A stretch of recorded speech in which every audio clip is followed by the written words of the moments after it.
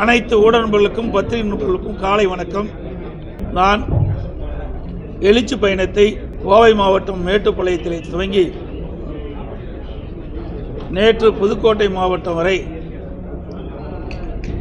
46 சட்டமன்ற தொகுதியில் இருக்கின்ற மக்களை சந்தித்துள்ளேன்.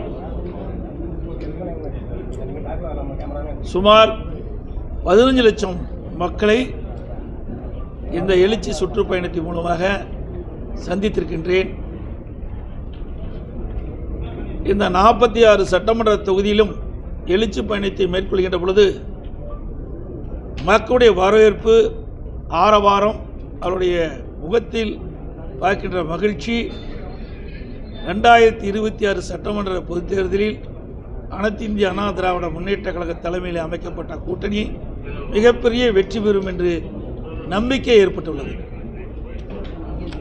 நாளைக்கு பிரதமர் மோடி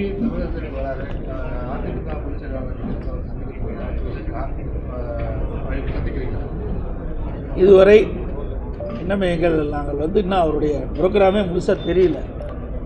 இன்னும் அவருடைய பத்திரிகையில் தான் வந்திருக்குது. அதிகாரப்பூர்வமாக எங்களுக்கு இன்னும் கிடைக்கல. எந்தெந்த நேரத்தில் எந்தெந்த பகுதிக்கு அவர் வராங்கன்னு முழு விவரங்கள் கிடைக்கப்பட்ட பிறகு தென் அந்த முழு விவரமே கிடைச்சா தானே அப்பாயின்மெண்ட் எந்த இடத்துல நான் கேட்க முடியும். நீங்கள் முரண்பட்டு பேசுகிற மாதிரி சொல்கிறாங்க. திருமாவளவன் கூட்டணிக்கு அழைச்சதாக சொல்கிறாங்க. அப்புறம் விஜய் சீமான் கூட்டணிக்கு வரணும்னு சொன்ன மாதிரி சொல்கிறாங்க.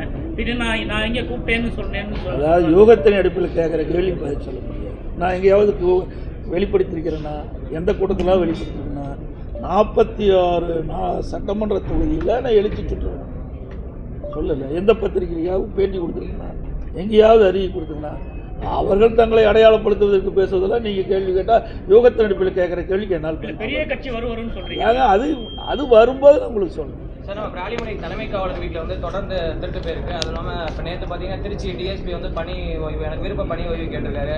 அதுக்கப்புறம் நம்ம மதுவிலக்கு டிஎஸ்பி தொடர்ந்து எனக்கு சஸ்பெண்ட் பண்ணியிருக்காங்க. தொடர்ந்து இப்போ காவல்துறையில் அதிகமாக அந்த குற்ற சம்பவம் நடைபெறுது. அவங்களே இது பண்ணுறாங்க. அப்போ நீங்கள் எதுக்கு என்ன சார்? அதாவது திராவிட முன்னேற்ற கழக ஆட்சியில் நேர்மையான காவல்துறை அதிகாரிகளுக்கு எங்களுக்கு மரியாதை, இந்த ஆட்சியில் மரியாதை கிடையாது. அது மட்டும் இல்லை, நேர்மையாக அவர்கள் செயல்பட்டால் அவர்களுக்கு சஸ்பெண்ட் ஆர்டர் தான் பரிசாக கொடுக்குறாங்க. இது வன்மையாக கண்டிக்கத்தக்கது. ஏனென்றால் மக்களை பாதுகாப்பது காவல்துறை. அந்த காவல்துறை ஏதாவது பிரச்சனை ஏற்பட்டால் அழைத்து பேசி அதை சரி செய்ய வேண்டும். அதுதான் ஒரு அரசினுடைய கடமை. அதை விட்டு ஒரு நேர்மையான காவல்துறை அதிகாரிகளை பழிவாங்குவது ஒரு நல்ல அரசுக்கு அழகல்ல. ஆமாம், அதான் இப்போ தான் சொன்னேன். சொன்னாலும் வீடு வீடாக அதை கொடுப்போம், வீடு வீடாக கொடுப்போம். அவர்கள் விருப்பப்படுறது இதில் டிக் பண்ணி கொடுப்பாங்க. அலைபேசி நம்பர் விருப்பப்பட்டால் கொடுக்கலாம். இது கட்டாயமே கிடையாது. இதை கொடுக்குறோம், திருப்பி கொடுத்தா ரைட்டு, கொடுக்கலன்னா பரவாயில்ல, அதை பற்றியெல்லாம் கிடையாது. இதை 525 அறிவிப்புகள் திராவிட முன்னேற்ற கழகத்தின் சார்பாக 2021 வெளியிட்டிருக்காங்க. அவர்கள் சொல்லுவது என்ன? முதலமைச்சர் உட்பட அமைச்சர் வரை 99% அறிவிப்புகள் நிறைவேற்றப்பட்டதாக செய்தியில் வெளியிட்டிருக்காங்க. அதில் இதை கொடுக்குறோம், எல்லாத்துக்கும் முன்னாடி தான் கொடுக்குறோம். இதில் யாரும் ஏமாற்றி சொல்லலை. இதில் அவருக்கு என்ன பிரியுமோ அவர்கள் அதை வெளிப்படுத்துவாங்க.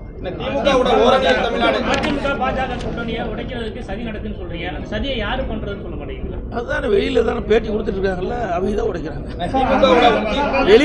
வெளியே தவறுதலாக பேசிட்டு இருக்காங்கல்ல. என்னென்ன பேசுறாங்க? நான் தான் கூட்டத்தில் பேசிட்டு இருக்கேன். உங்களுக்கு தெரியாத ஒன்றும் கிடையாது, எல்லாமே தெரியும். தெரியாத மாதிரி நீ கேள்வி கேட்கறீங்க. திமுகவோட ஓரணியில் தமிழ்நாடு நீங்க விமர்சனம் பண்றீங்க. அதே நேரத்தில் உதயநிதி ஸ்டாலின் அதுக்கு பதிலடி கொடுத்திருக்காரு. என்ன சொல்லியிருக்காருன்னா, நாங்க அமித்ஷா வீட்டு கதவையோ கமலாலயத்து கதவையோ தட்டல, மக்களுடைய கதவை தட்டி தான் நாங்க வாக்கு உறுப்பினர் சேர்க்கிறோம்னு சொல்லியிருக்காரு. சரி, நான் கதவை தட்டலையும் சரி, இன்றைக்கு இருக்கிற முதலமைச்சரும் இதே உதயநிதி ஸ்டாலினும் பிரைம் மினிஸ்டர் கதவை தட்டுனாங்கல்ல, அது யாருடைய கதவை தட்டினாங்க? அவர்கள் கதவை தட்டினா சரி. நாங்கள் போய் ஒரு உள்துறை அமைச்சரை சந்திச்சா தப்பு. இந்திய நாட்டுடைய உள்துறை அமைச்சர் தானே அவரு, வேற யாரும் இல்லையில. இதில் என்ன தவறுங்க எனக்கு புரியல. அது மட்டும் இல்லை, நான் டெல்லிக்கு போன உடனே இதே முதலமைச்சர் சட்டமன்றத்தில் ஒரு கருத்தை தெரிவித்தார். எடப்பாடி பழனிசாமி டெல்லி சென்றிருக்கின்றார், ஏதாவது ஒரு வாய்ப்பில் மத்திய அமைச்சரை சந்தித்தால் தமிழ்நாட்டுடைய பிரச்சனை சொல்லுங்கள் என்று அவர்களே சொன்னாங்க. எல்லா பத்திரிகையிலையும் வந்திருக்குது. அப்புறம் இப்படிப்பட்ட கேள்வி அவர்களே கேட்குறாங்க. நம்ம தொடர்ந்து வந்து கூட்டணி அரசு இல்லைன்னு நம்ம வந்து தொடர்ந்து சொல்லிட்டு இருந்தாலும் திமுக தரப்புலையா வந்து எடப்பாடி பழனிசாமி ஒன்றும் அணிமை ஆகிட்டாரு நம்ம வந்து சொல்லிட்டு இருக்காங்க. அதோட இல்லாமல் டிடிவி தினகரன் நம்ம வந்து காலம் பதில் சொல்லணும்னு சொல்லியிருக்கீங்க. ஏங்க அவரெல்லாம் பதில் சொல்கிற அளவுக்கு அது கேட்காதீங்க. தயவு செய்து வேற ஏதாவது கேள்வி. அவர் இருக்குதான்னு சொல்கிறாரு. அதுக்கு நாங்கள் ஒன்றும் சொல்லலையே. நாங்கள் அதிமுக பாரதிய ஜனதா கூட்டணி.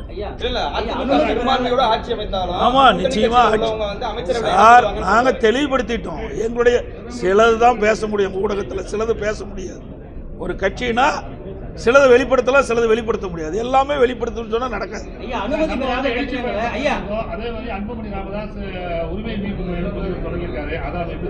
சார், அது ஒவ்வொரு கட்சியுடைய தலைவரும் அவர்களுடைய கட்சி வளர்ப்பதற்கு அவர்கள் எடுக்கின்ற முடியும். அதில் போய் நான் எப்படி கருத்து சொல்லுவேன்?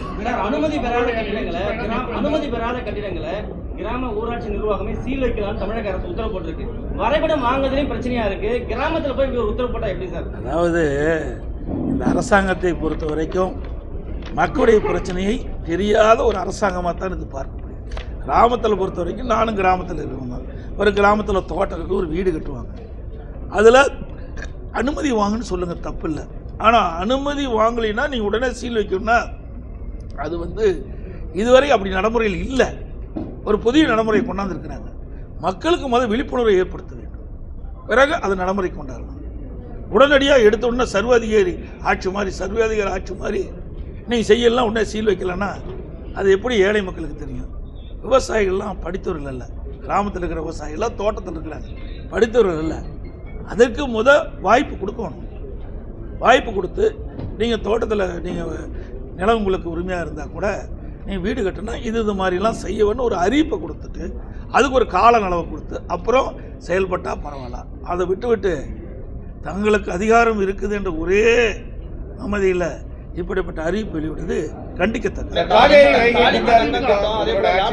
திட்டம் வந்து அதிமுக ஆட்சி காலத்திலே வந்து நிறுத்திட்டாங்க. நாங்க திமுக ஆட்சிக்கு வந்து நாங்க நிறுத்தல அப்படின்னு அமைச்சர் வந்து பழனி தியாகராஜன் எப்ப நிறுத்தினாங்க? லேப்டாப் நான் கொடுத்துக்கிட்டு இருக்கிறேன். 52,36,000 லேப்டாப் கொடுத்துருக்குறோம். 7,300 கோடி கொடுத்துருக்குறோம். இந்த 4 வருஷமும் ஏன் கொடுக்கல?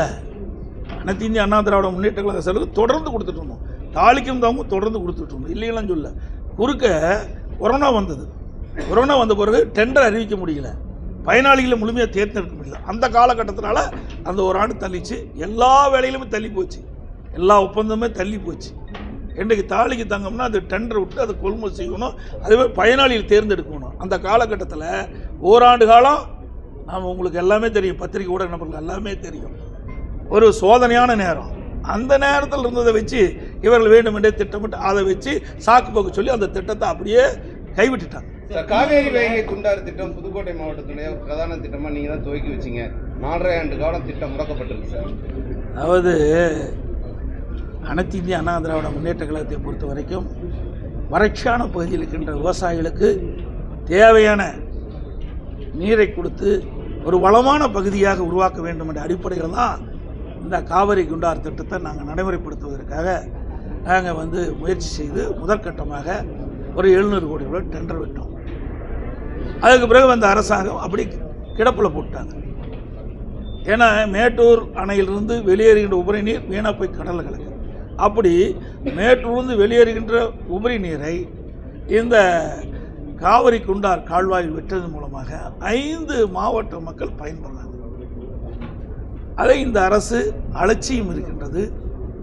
இந்த அரசில் அனைத்து இந்திய அண்ணா திராவிட முன்னேற்ற கழகத்தில் கொண்டு வரப்பட்ட முக்கிய திட்டங்களை எல்லாம் வேண்டுமென்றே திட்டமிட்டு அரசியல் காழ்ப்புணர்ச்சி காரணமாக கிடப்பிலை போடுகின்றார்கள். மீண்டும் அனைத்து இந்திய அண்ணா திராவிட முன்னேற்ற கழக ஆட்சி மக்கள் ஆதரவோடு வெற்றி பெற்று ஆட்சி அமைக்கின்ற பொழுது இந்த காவிரி குண்டார் திட்டம் தொடரும்.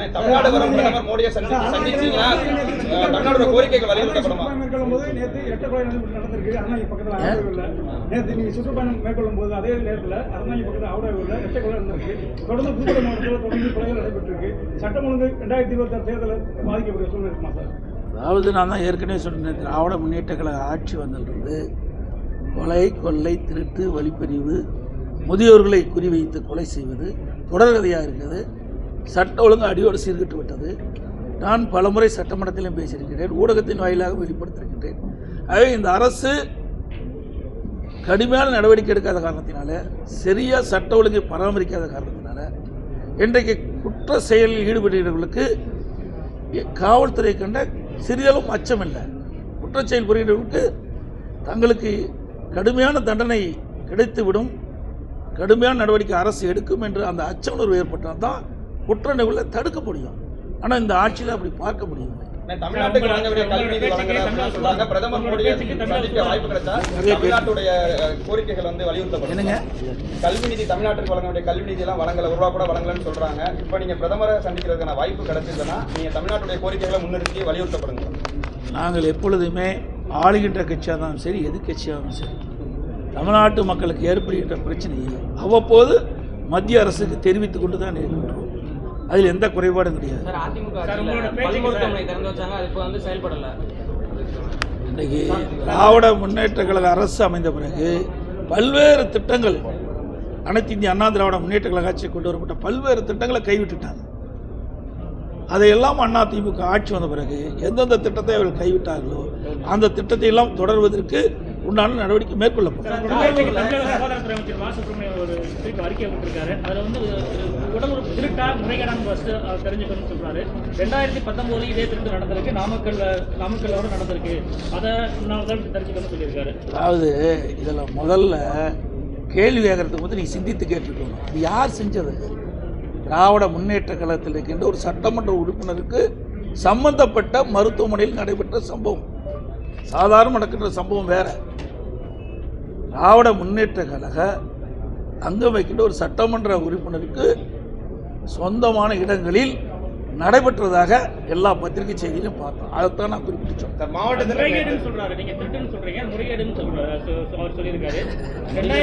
அதாவது முறைகேடுக்கு திருட்டுக்கு நிறைய வித்தியாசம் இருக்குது.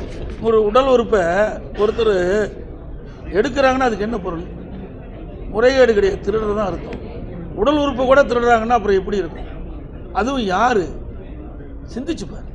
ஒரு சாதாரண மற்றவங்களாக இருந்தால் பரவாயில்ல, ஒரு பெரிய நிறுவனம் வச்சு நடத்திட்டு இருக்காங்க. நான் அதிகமாக உள்ளே போகல.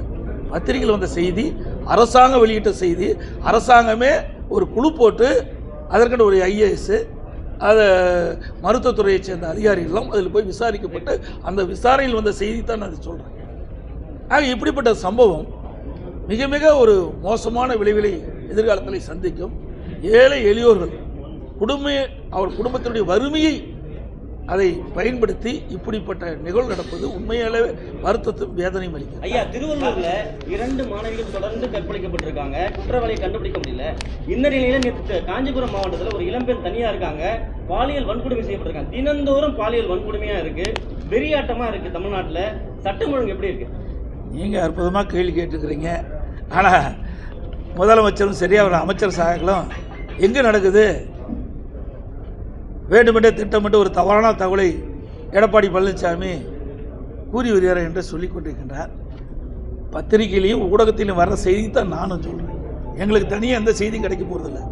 ஏன்னா அரசாங்கத்துக்கு எல்லா செய்தியும் கிடைக்கும். உங்களை போல் இருக்கின்ற பத்திரிகை ஊடக நண்பர்களும் வெளிப்படுத்துகின்ற அந்த செய்தியை தான் நான் திருப்பி சொல்கிறேன்.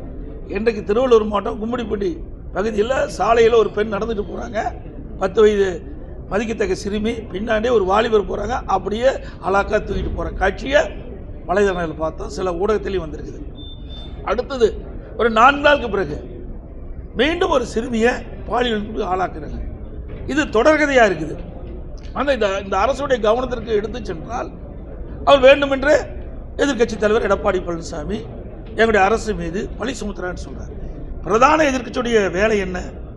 நாட்டில் நிலவுகின்ற பிரச்சனையை எடுத்து சொல்வதால் எங்களுடைய கடமை, அதை சரி செய்வது இந்த ஆட்சியுடைய கடமை. ஆனால் ஆட்சியாளர்கள் அதை தட்டி கழிக்கின்றார்கள். இதையெல்லாம் மக்கள் பார்த்து கொண்டிருக்கின்றார்கள். 2026 சட்டமன்ற பொதுத் தேர்தல் வருகின்ற பொழுது இதற்கு மக்கள் தகுந்த பதிலடி கொடுப்பாங்க. 2 கோடி புதிய உறுப்பினர்களை சேர்க்கணும்னு சொல்லிட்டு திமுக வீடு வீடா போய் உறுப்பினர் சேர்த்துக்கிருக்காங்க. அதே உத்தியை பயன்படுத்தி தான் இப்போ நீங்க இந்த விளம்பரத்தை 10 மார்க் போட்டு அதிமுக பொதுமக்களிட்ட உறுப்பினர் சேர்க்கிறீங்களா? ஏங்க, இது உறுப்பினர் சேர்க்கையா சார்? நீங்க ஒரு நிருபர், நல்லா சிந்திச்சு பேசுங்க. இது என்ன இருக்குது? இதில் எங்க உறுப்பினர் சேர்க்கணும்னு சொல்லியிருக்கணுமா? இதில் என்ன கொடுத்துருக்கோம்? இதில் என்ன கொடுத்துருக்கு மார்க் போட சொல்லியிருக்கீங்க. இதில் இருக்கிறது அதே யுக்தியை பயன்படுத்தி பொதுமக்கள் சார். எங்களுக்கு ஏற்கனவே உறுப்பினர்லாம் சேர்த்து முடிச்சாச்சு. மறுபடி புதுசாக சேர்த்த வேண்டிய அவசியம் எங்களுக்கு இல்லை.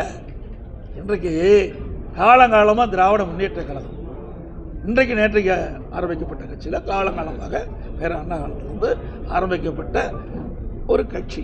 அந்த கட்சி உறுப்பினர் சேர்க்கின்ற பொழுது தானாக பொதுமக்கள் வந்து ஆர்வமாக வந்து உறுப்பினர் சேர்ப்பு தான் எல்லா கட்சியுடைய வழக்கம். தமிழ்நாட்டில் அப்படித்தான் நடைமுறையில் இருக்குது, திமுகவிலும் அப்படித்தான் நடைமுறையில் இருந்தது.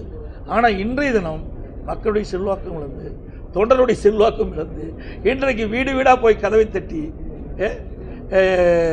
ஓரணியில் தமிழ்நாடா அப்படி என்று வீடு வீடாக கொடுத்து இணைய ஓடிபிலாம் வாங்கலாம். சரியா? நீதிமன்றம் வரைக்கும் போச்சுல்ல சார். இதில் என்ன இருக்குது அதை முதல் படித்து பாருங்க. நாங்கள் சொன்னால் தப்புங்கிறாங்கல்ல, நாங்கள் சொல்லுவது தப்புங்கிறாங்க. நாங்கள் 99% நிறைவேற்றப்பட்டுங்கிறாங்க. மக்களே முடிவு சொல்லட்டும். மக்கள் தான் நீதிபதிகள்.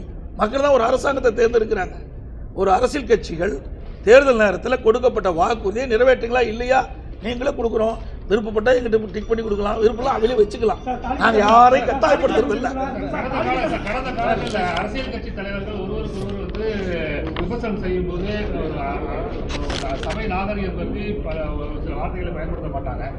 இப்போ இருக்க கடந்த 3-4 ஆண்டுகளாக விமர்சனங்கள் பெயரில் கடுமையான அரசியல் கட்சி தலைவர்களை கடும் விமர்சனங்கள் உருவாக்குவது ஏற்றுக்கொள்ள அரசியலுக்கு வந்து நல்லதா? இந்த கேள்வியெல்லாம் திமுக தலைவர் கேட்டுக்கோங்க. எப்படிலாம் என்னை பேசினாங்க நல்லா பாருங்க. எவ்வளவு கீழ்த்தரமாக பேசினார் முதலமைச்சரும் துணை முதலமைச்சர் எப்படி பேசினான்னு உங்களுக்கு எல்லா ஊடகத்திலும் இருந்து. நான் அப்படி யாரையும் பேசவே இல்லை. எந்த இடத்துலையுமே நான் வந்து மரியாதை குறிச்சா பேச மாட்டேன். எங்க உரிமையில பேச சொல்ல சார். பொதுவா இருக்கிறீர்கள் நான் வந்து பொறுப்பல்ல. என்னை பற்றி தான் நான் பேசுறேன். உரிமையில எந்த இடத்துல நாங்க இதுவரைக்கும் ஊடகங்களும் பத்திரிகைகளும் மக்களே கேள்வி கேட்கிறேன். நான் பேசுறது தப்பா? நாங்க மேடையில் பேசும்போது கூட அது வந்து அதாவது சில நேரத்தில் வேகமாக பேசுகிற பொழுது ஒரு நீங்கள் அது வந்து தவறுன்னு நீங்கள் எடுத்தீங்களா? என்னை பற்றி எவ்வளோ நல்லா கேளுங்க. புழுவாட்டம் ஊர்ந்து போனாங்க. இதான் பேசுறது. ஒரு முதலமைச்சரை புழுவாட்டம் நினைஞ்சு போகிறாங்க. இன்னொருத்தர் பேசினார், அது வேண்டாம். உதயநிதி என்ன பேசுறது, உதயநிதி அவர்கள் என்ன பேசுறாங்க எல்லாம் வந்து இந்த ஊடகத்தின் மூலமாக அவர்கள் போல நான் நடந்து கொள்வது நான் வந்து அது எங்களுக்கு அவருக்கு வித்தியாசம் இல்லாத போயிடும். அனைத்து ஊடகங்களுக்கும் பத்திரிகைகளுக்கும் நன்றி.